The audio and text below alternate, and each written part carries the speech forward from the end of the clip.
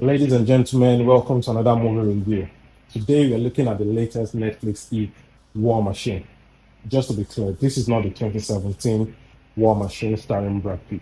Now, before we dive into this, please don't forget to like this video, subscribe, and hit the notification bell. Also, there'll be a few spoilers, but if that doesn't bother you, let's get right into it. Now, the movie stars Alan Richardson as the main character, but for the purpose of this video, I'm going to call him 81.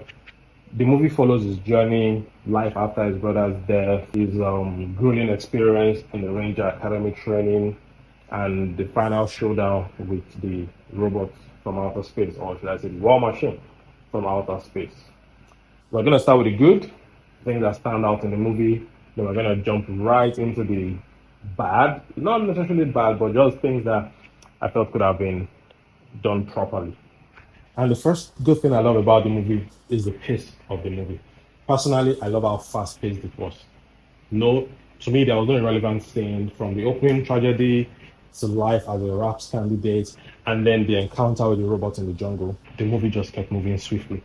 The story shifts from your typical army narrative into Independence Day battlefield type of atmosphere. Because initially, when they started off, I thought, okay, we're gonna have another regular army movie, PTSD, but that atmosphere changed very quickly. So there was no downtime. Every scene pushes the story forward, and to be honest, every single aspect of this movie would keep you engaged from start to finish. Next up is the training montage. So this segment actually runs for roughly 10 minutes. So it's not just a sequence of random exercises. You actually see the candidates' physical limits being tested, their determination, how focused 81 was through the entire training period. I mean, even getting to the point where it would rather drown than give up on that particular training exercise. So you could also see some of the bonds that were formed through the training process. And the directors or the producers of the movie actually used that platform to introduce all the side characters that were going to embark on that final mission with 81. To me, the training montage actually didn't come up as a filler or just another montage to pad the runtime. So speaking of side characters, another thing for me was the supporting cast. So the film, to some degree, did a commendable job of creating emotional connections with the other candidates that were with 81. You could actually you felt for them because they were so unaware of the true danger ahead. I mean, the mission was straightforward: locate a downed aircraft, set the charges, and blow up the aircraft. But their reality was quite devastating. They were decimated from the get go, and they were also sent into the forest with dummy rounds, not live rounds. Not that live rounds would have made any difference. I mean, the war machine effortlessly tanked 50 caliber rounds, but watching their progression from confusion to shock to sheer terror is just intense. I mean, they had no opportunity to sleep.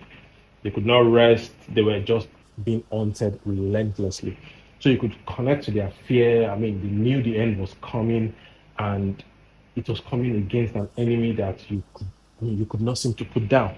And they also had no way to call for help. So you could feel the hopelessness of the candidates or the characters, the side characters in the movie. Next up is the machine itself, the war machine itself. So the design of the robot is reminiscent of the Ed 209 from Robocop, but this one is significantly more menacing and unstoppable. I love how it relentlessly onto the characters. There was no mercy, there was no moment of pause. It just kept stalking them slowly. Although it got to a point where it got pissed and went full beast mode, but the design and movements were just terrifying because it didn't rely on, you know, there were no physical aliens present, just sheer indestructible mechanical power.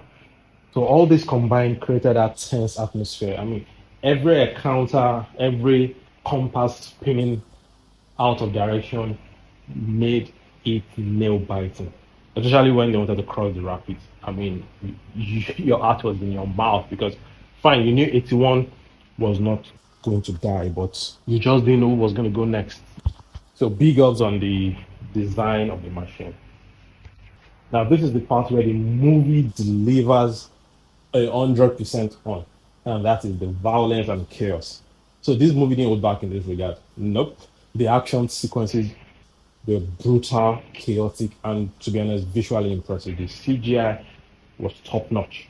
I mean, bodies were getting shredded, broken bones, limbs lying around, and every encounter with that machine felt like death or death. There was no life or death situation. Nope, it was death or death because somebody was going to get killed. You know that was coming. And I like the way the movie went fully into the special effects, and that actually supported the intensity and made the whole chaos feel grounded and terrifying. I would say so far it's one of the most chaotic and violent movies I've seen in 2026. And finally, on the good side, one of the things that also stood out for me was the thematic depth of the movie. So beyond the whole action, chaos, violence, adrenaline, the movie touches on a deeper message, and that is I just want to get across that finish line, Sergeant Major. That finish line is a starting line. we see this in our everyday life where we set targets, we accomplish them, and then we discover that the challenges still continue. There is always another cycle to continue to complete, there's another hurdle to scale. So, this particular theme actually resonates throughout the movie, and it gave it more depth than just your regular action spectacle. Now, moving on to the negatives, although there aren't too many of them. But the first one for me was the use of numbers instead of names. So apart from 81, most of the RAPS candidates lacked proper character development.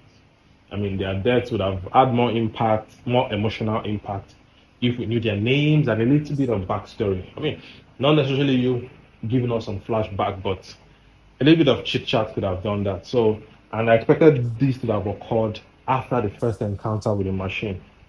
Fine, it might have looked all cliche, but it would have served better purpose. So instead, many of the characters just felt like they were existing to increase or to pad the kill count, and to some extent, reduced the emotional weight of some of the film's shocking moments. Next up is 81's plot armor. My God, wow. Well, yes, it's understandable that the protagonist should survive or is meant to survive, but wow, 81 was near indestructible. I mean, his indestructibility stretches beyond belief. From the first blast, survived the concussion, a shrapnel through the knee, multiple encounters with the machine. I mean, he survived with minimal injuries, just some scrapes and bruises and two broken fingers. So, I mean, while this keeps him alive for the story, but it greatly reduced the tension around his fate. I mean, in contrast, for the other side characters, the suspense was nail biting because you never knew who was going to go next. But for him, for 81, everybody knew that, oh, okay, he's gonna survive. So I felt the plot armor was just too thick. But beyond that, all in all, War Machine is action packed. It delivered on its poster. I mean, for everyone who saw the poster of this movie, I don't think you expected any other thing apart from chaos and entertainment. And the movie fully delivered on that. So while the script may not be perfect, I agree that the movie delivered a thrilling and adrenaline packed experience. So for me, I'll give this movie an 8 over 10. To be honest, it was worth the watch. I could go back to watch this movie countless times. So that will be all for this review. Please don't forget to like the video, subscribe to the channel, and hit the notification bell. And I'll see you around.